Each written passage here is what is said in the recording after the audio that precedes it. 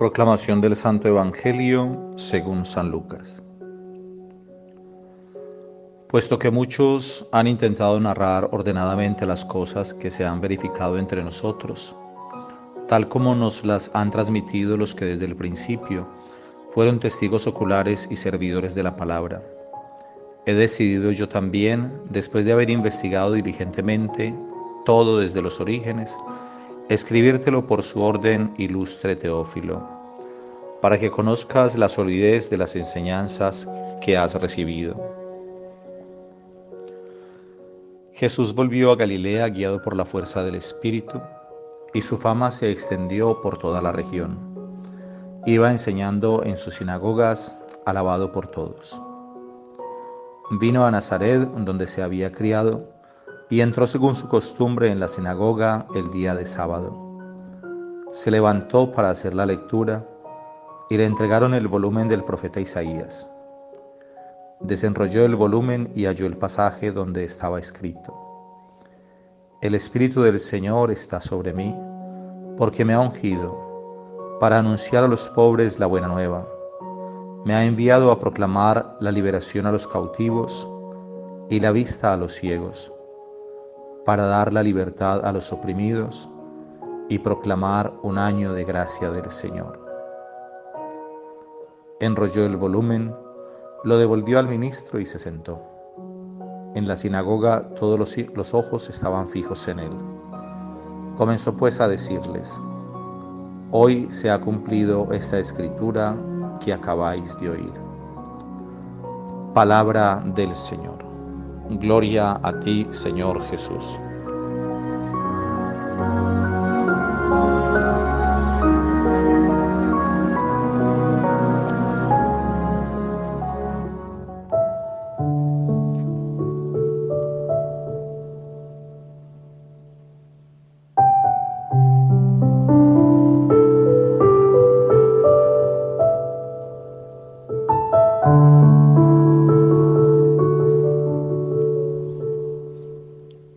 Queridos hermanos, nos encontramos hoy en el tercer domingo del tiempo ordinario. Y hoy en la liturgia hemos proclamado el Evangelio según San Lucas, que consta de dos partes: la primera del capítulo 1, versículos 1 al 4, y la segunda del capítulo 4, versículos 14 al 21. Y en esos primeros 4 versículos encontramos una particularidad, y es que Lucas es el único de los 4 evangelistas que hace una dedicatoria del Evangelio. Lo mismo va a ser en el libro de los Hechos de los Apóstoles, porque Lucas es el autor también de Hechos de los Apóstoles. Y dedica tanto el Evangelio como los Hechos de los Apóstoles a un personaje llamado Teófilo.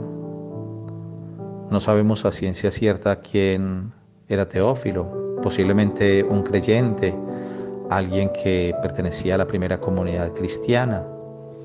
Queda en evidencia porque dice Lucas al final: para que conozcas la solidez de las enseñanzas que has recibido. Pero el nombre de Teófilo es muy sugestivo porque es un nombre griego que significa el que ama a Dios. Teo, Dios; filo, amor. Como filosofía, por ejemplo, que significa amor a la sabiduría, Sofía, sabiduría, amor a la sabiduría. Pues hoy en Teófilo nos podemos sentir cada uno de nosotros identificados, porque si buscamos de corazón al Señor, aún en medio de nuestros límites, en medio de nuestras miserias, en medio de nuestras incoherencias, pues sentimos que amamos al Señor y que cada vez lo queremos amar más. Podemos entonces sentirnos totalmente identificados con Teófilo. Es decir, que este Evangelio es para nosotros. Y en esa dedicatoria el evangelista Lucas nos dice que él se ha tomado la tarea de investigar diligentemente todo lo que se había ido recopilando por medio de los que habían sido testigos oculares y predicadores de la palabra. Se está refiriendo a los apóstoles que conocieron directamente y compartieron con el Señor. Lucas no conoció a Jesús directamente, es decir, no hizo parte del grupo de los 12. Lucas era un médico y pues su contacto fue con Pablo y con los apóstoles ya después de la muerte y la resurrección de nuestro Señor Jesucristo. Pero él se dio a la tarea de recopilar información. De hecho, también hay algo importante que le abonamos a Lucas, y es que gracias a él tenemos relatos de la infancia de Jesús, porque de los 4 evangelistas, él es el que más nos da detalles de la infancia de Jesús. Posiblemente de una primera fuente, de una fuente muy importante, y fue la Virgen María. Seguramente Lucas habló muchas veces con la Virgen María y ella le contaría muchas cosas que pertenecían solo pues a la intimidad de la familia de San José, de la Santísima Virgen María y del Niño Jesús. Mateo también nos da algunas cosas sobre la infancia de Jesús, pero Marcos y Juan no nos dicen nada del Señor. De hecho, el evangelio que ellos presentan inicia ya con el ministerio de Jesús.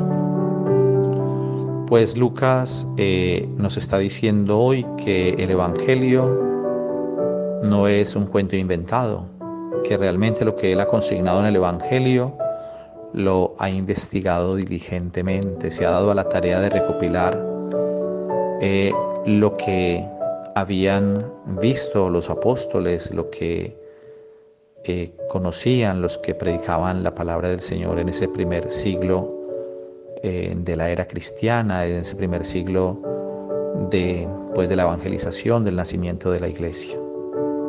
De hecho, va a ser Lucas el que nos va a narrar en los Hechos de los Apóstoles, como su nombre lo dice, Hechos, pues todo lo que hizo la iglesia en esa etapa apostólica, inmediatamente después de la muerte del Señor y de la resurrección.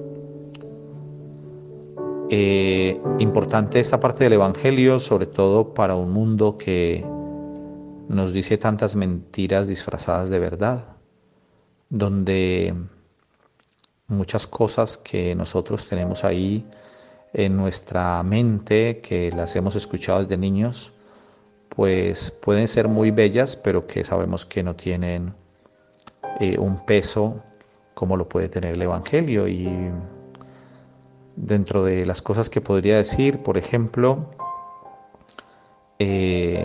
todos nosotros conocemos el cuento de Caperucita Roja. Caperucita Roja, que era esa niña que iba vestida de rojo, que va a visitar a su abuela, que recoge flores por el bosque, que va donde la abuela, y cuando llega pues el lobo se había comido a su abuela y se había disfrazado, ¿no? Y estaba allí esperando a la niña, y cuando ella llega dice: abuelita, abuelita, ¿por qué tienes esos ojos tan grandes? Para verte mejor. ¿Por qué tienes esas orejas tan grandes? Para oírte mejor. ¿Y por qué tienes esa boca tan grande? Para comerte mejor. Bueno, pues nosotros sabemos que es una fábula, que los lobos no hablan, y que allí lo que se busca es dar una moraleja, ¿no? Una enseñanza donde ponemos a hablar a los animales, pero todos sabemos que Caperucita Roja no existió como está relatado allí. Entonces, ¿por qué este ejemplo o esta comparación? Porque aquí estamos hablando de algo real, concreto, la palabra del Señor. La palabra del Señor, y que nos está dando el testimonio Lucas, que él ha investigado diligentemente y ha puesto ordenadamente aquellas cosas para que Teófilo, es decir, también cada uno de nosotros, podamos comprender la solidez de las enseñanzas que hemos recibido, de todo aquello que nos enseña la Iglesia. Y la segunda parte del Evangelio es inicia el ministerio de Jesús en Galilea. Y Jesús va a Nazaret, al pueblo donde se había criado. Recordemos nosotros que cuando Jesús inicia su ministerio, Jesús pues se va a establecer en otros lugares, y a Nazaret va a ir en contadas ocasiones. Pero aquí estamos muy al comienzo del Evangelio, y nos dice el Evangelio que Jesús volvió a Galilea guiado por la fuerza del Espíritu. Recordemos que Jesús fue bautizado, estuvo 40 días y 40 noches en el desierto, donde fue tentado, donde estuvo sin comer todo ese tiempo, y fue tentado. Y nos dice la palabra del Señor que movido por el Espíritu, por la fuerza del Espíritu, volvió a Galilea. Entonces aquí también encontramos esa docilidad de Jesús a la acción del Espíritu, y que nosotros también estamos llamados a dejarnos guiar por el Espíritu Santo, que es la tercera persona de la Trinidad y que nos santifica. Si somos dóciles a las mociones del Espíritu Santo, pues el Señor nos transforma y nos hace santos. Y Jesús va a la sinagoga, así como nosotros vamos el domingo a misa, porque Jesús resucitó el domingo y porque ese es el día consagrado al Señor. Los judíos tienen el día sagrado el sábado, y pues Jesús, como él dice claramente, no vine a abolir la ley y los profetas, sino a darles cumplimiento.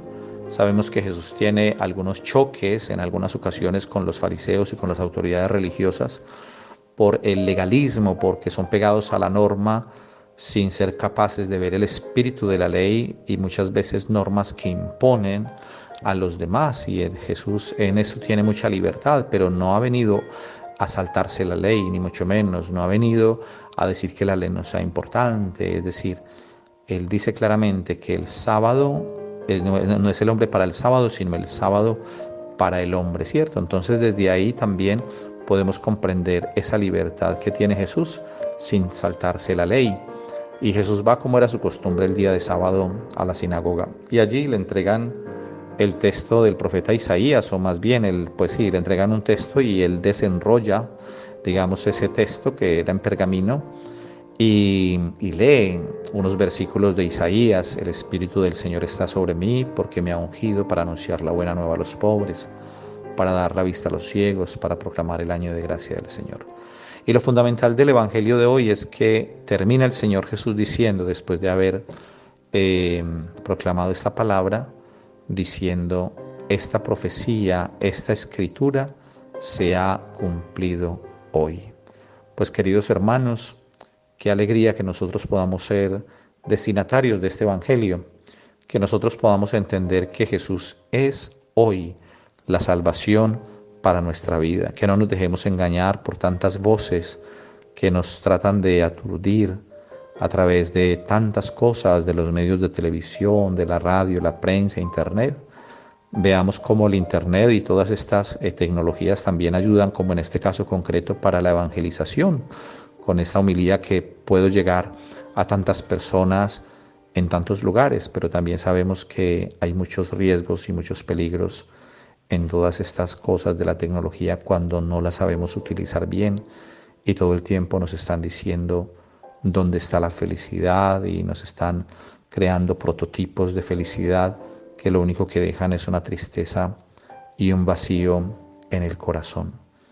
Hoy la comunidad estaba con los ojos fijos en él, en Jesús, cuando él estaba proclamando la palabra, y cuando luego se sienta a hacer como la reflexión, a explicar esa palabra, que la resume con esa expresión, esa escritura se ha cumplido hoy.